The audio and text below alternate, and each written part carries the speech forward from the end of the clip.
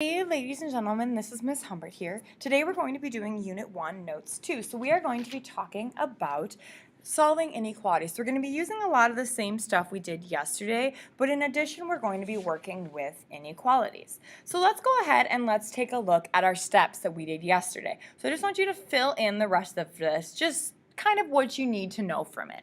So first of all, for number 1, we're going to simplify each side of the equal sign by distributing and combining like terms. Now, instead of it being an equal sign today, it's actually going to be an inequality. For number 2, you're going to gather the variables to one side of the inequality. Okay, then again, just like yesterday, you're going to want to cancel the constant, and you do that by using addition or subtraction. Last but not least, you want to use multiplication or division to cancel the coefficient or the thing that's right in front of either being multiplied or divided by the letter that you are trying to solve for. So let's just do a brief review of solving equations like we did yesterday. So first thing I'm going to do is distribute that in to simplify that side. Well, negative 2 times 3 is going to give me a negative 6x. Negative 2 times 5 is negative 10, and that's going to be equal to 4x plus 20. So now, since this is a negative 6x, what I'm actually going to do is I'm going to add it over to the other side. I like to keep my letters positive whenever I can. So here I have a negative 20, and then 6 plus 4 is going to give me 10x. Oops, and then I'm going to have plus 20. So since that's a positive 20, I'm going to go ahead and subtract it from both sides. So then here I get a negative 30 is equal to 10 times x. So that 10 is being multiplied by the x. So I'm going to go ahead and divide both sides by 10, and I get that x is equal to a negative 3. So your answer is x is equal to negative 3 for number 1. Now, taking a look at number 2, I have two parentheses that I need to distribute into. Now, notice that I'm only distributing into the parentheses that directly follow the letter. So negative 7 times p is negative 7p. Negative 7 times 7 is negative 49. 3 times p is 3p. 3 times negative 4 is negative 12, and that's going to be equal to negative 17. Now, I still have to simplify this side, and I do that by adding these terms. So negative 7p plus 3p is negative 4p. And then negative 49 minus 12, well, that's going to give you a negative 61. And then that's going to be equal to a negative 17. So now I need to get that minus 61 over to the other side. And I do so by adding 61. So I get negative 4p is equal to 61 minus 17, which is 44. Now that negative 4 is being multiplied by the p, so I'm going to go ahead and divide both sides by negative 4, and I end up getting that p is equal to negative 11. So that's my final answer for number 2. Next, taking a look at number 3, again, it's going to be the same thing. So I'm going to start by distributing here. So I get 8a, and then I do negative 4 times negative 5, which is positive 20a, negative 4 times a negative 2, which is a positive 8, and that's going to be equal to 12a. So now I need to take and combine these two terms. So I end up getting 28a plus 8 is equal to 12a. So now I want to get my a's to the other side. So since this 12a is already by itself, I'm going to go ahead and subtract the 28a over to the other side. So I get 8 is equal to 12 minus 28, which is going to give me 16a. So now that negative 16 is being multiplied by the a. So to get it over to the other side, I'm going to divide by negative 16. And when I do that, both of these are divisible by 8. So I end up getting a negative 1/2 or a negative 0.5 for a. Last solving practice. We want to take this one and we want to distribute as much as we can. So I'm going to distribute in the 9, and notice I only distribute it into that parenthesis, and I distribute in the 5. So 9 times b is 9b. 9 times negative 4 is minus 36, minus 7b, and now I'm going to distribute that 5 into 3b minus 2. So I get 15b minus 10.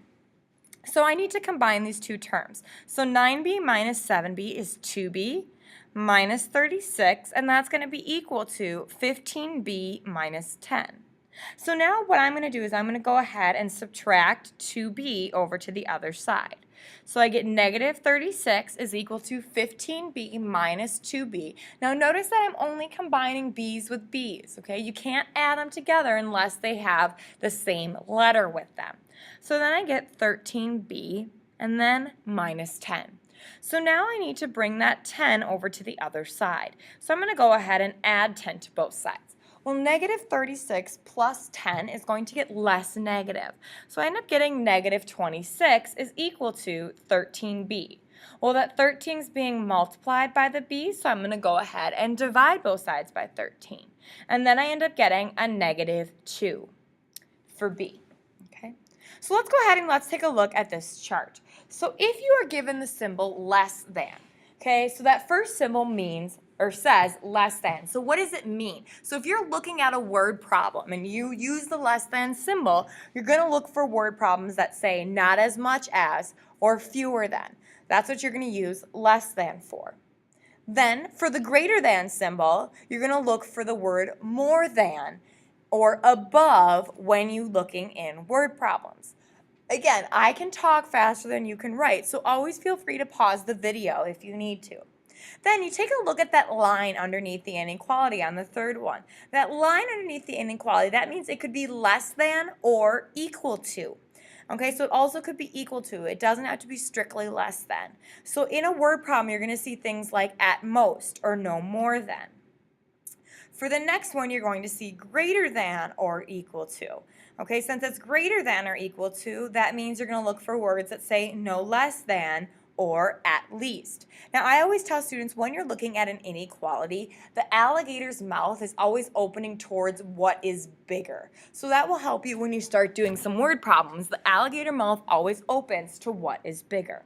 Now, this is something that's really, really important when you're solving inequalities. Whenever you divide or multiply by a negative number, you have to reverse the inequality symbol. So that means you need to make the alligator mouth flip a different way or the opposite way. So let's go ahead and let's put that into practice. So let's take a look at number 5. So for number 5, you're going to take the negative 4 and distribute it in. So we have negative 4 times 5, which is a negative 20. Then a W, negative 4 times negative 8, which is positive 32. Come on. And that's going to be greater than 52.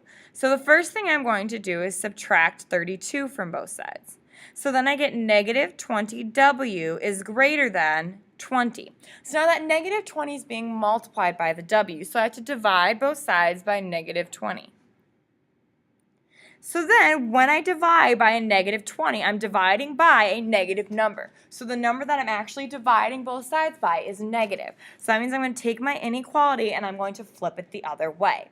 20 divided by negative 20 is negative 1. So what I'm going to do is put an open circle at negative 1. It's open because it's not greater than or equal to. Now, since it's less than, since the alligator is facing away from the letter and it's less than, I'm going to shade my number line to the left. So if it's less than, you shade it to the left. If it's greater than or equal to, you shade to the right. Let's take a look at number 6. So we're going to solve this. So the first thing I'm going to do is subtract 13 from both sides. So then I get negative 4k is less than or equal to 27 minus 13, which is going to give me 14. Now that negative 4 is being multiplied by the k, so I'm going to divide both sides by negative 4. Since I'm dividing by a negative, I flip my symbol. So I get negative 14 over 4. Now I can actually reduce that fraction. Both 14 and 4 are divisible by 2, so I end up getting a negative 7 over 2. So since it's greater than or equal to, I'm going to use a solid dot in the center, and I'm going to label that negative 7 over 2. Now what I'm going to do is I'm going to shade it to the right because the alligator is opening towards the letter, which means it's greater than. All right, so let's take a look at number 7. So for number 7, what we want to do is we want to get our x's over to the other side or to be on the same side. So I always like to take the smaller amount of x's and bring it over to the larger amount. And it actually doesn't matter. You could do it the other way as well. So 9x minus 4x is 5x plus 5 is greater than 15. So here, since we're adding 5, we're going to go ahead and subtract 5 from both sides. So we get 5x is greater than 10. Well, since that 5 is being multiplied by the x, I'm going to go ahead and divide both sides by 5. Well, since 5 is positive, I'm not going to flip the symbol. So then I end up getting x is greater than 2. So I'm going to put an open circle at 2. And since it's opening towards the x, I'm going to shade to the right. So that's your final answer for number 7. Now, let's take a look at number 8. So we want to get the b as much by itself as we can. So the first thing I'm going to do is get that 5 over to the other side. So I have b divided by -3 is less than 5. So now that b is being divided by a -3. The opposite of dividing is multiplying. So I'm going to go ahead and multiply both sides by a -3. Well, since I'm multiplying both sides by a -3, I need to flip the symbol. 5 times -3 is -15. So we're going to put an open circle at -15, and then we're going to have it go to the right. Okay, because it's eating the letter. Now let's take a look at this word problem here. It says an amusement park charges $15 for admission and $2.50 for each ride. You go to the park with $60, so we're going to write and solve an inequality. So what I'm going to do is I'm going to let x represent the number of rides that I can go on. So if I go to the park with $60, I cannot spend more than $60. So whatever I spend needs to be less than or equal to $60. Well, when I go to the park, I have to pay $15 just to get in. It doesn't matter how many rides I go on, I have to pay that $15. Then, for every X ride that I go on, it's going to cost me $2.50, which you could also write as 2.5 if you would like. So now what I'm going to do is I'm going to subtract 15 from both sides. So then I get that 250x is less than or equal to 60 minus 15, which is going to give us 45. So since that's being multiplied by the x, I'm going to go ahead and divide both sides by 250. So then 45 divided by 2.5, or 250, is going to give me 18. Okay, so we get that x is less than or equal to 18. Now remember from up here that x is equal to rides. So that means that I can put rides, or ridges as I started to write. Okay, so that means that we can go on up to 18 rides. We could go on 16, we could go on 17, we can go on 18, but we cannot go on 19 rides if we don't want to spend more than our $60. So let's take a look at this next one. We have $18.50 to spend on a pizza. Again, we only have $18.50, which means whatever we spend either needs to be exactly $18.50 or less than $18.50. So the base price of a pizza is $14. Then for every X topping, X is going to represent topping. For every X topping that I buy, it's going to cost me 75 cents or 0.75. So now what I'm going to do is solve for x. So I'm going to go ahead and subtract 14 from both sides. So I get 0.75. X is less than or equal to 1450. Okay, so then what we're going to do is divide both sides by 0.75.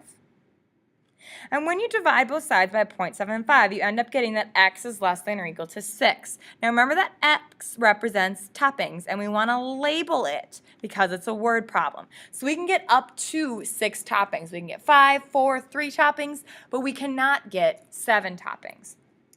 Now last but not least, let's take a look at number 11. So for Park College's basketball games, it costs $15 to attend. A season pass costs $170. At most, how many games could you attend at the $15 price before spending more than the cost of the season pass? So we want to figure out how much we can spend. For every X game we go to, it's $15. At what point are we going to be spending more than the season pass? So we want the season pass part to be greater, which is why the alligator's facing that way. So what I'm going to do is I'm going to divide both sides by 15. So then I end up getting that x is less than or equal to 11.33. Well, think about it this way. Are they going to let you go to 0.33 of a game and only pay for 0.33 of a game? No, they're going to make you pay for the whole game. So we're going to have to actually round down. So as long as we go to exactly 11 games or less, it's not worth the price of a season pass. However, if we decide to go to a 12th game, we want to buy the season pass. It's just simple budgeting. Okay, so that concludes your note video for today. Thank you for listening.